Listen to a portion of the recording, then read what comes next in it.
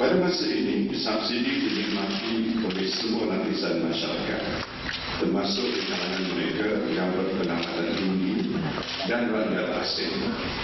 Oleh itu, kita perlu melaksanakan sistem subsidi yang lebih mensasarkan golongan yang memerlukan dan mudah terjejas. Rasionalisasi subsidi akan dilaksanakan dalam beberapa tingkat.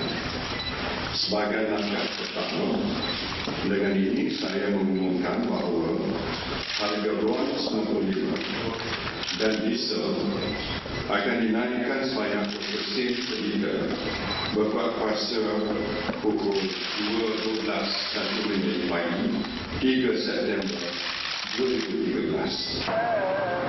Orang ramai berbaris panjang di stesen minyak susulan pengumuman Perdana Menteri Datuk Seri Najib Tun Razak mengenai kenaikan harga minyak RON 95 dan diesel sebanyak 20 sen.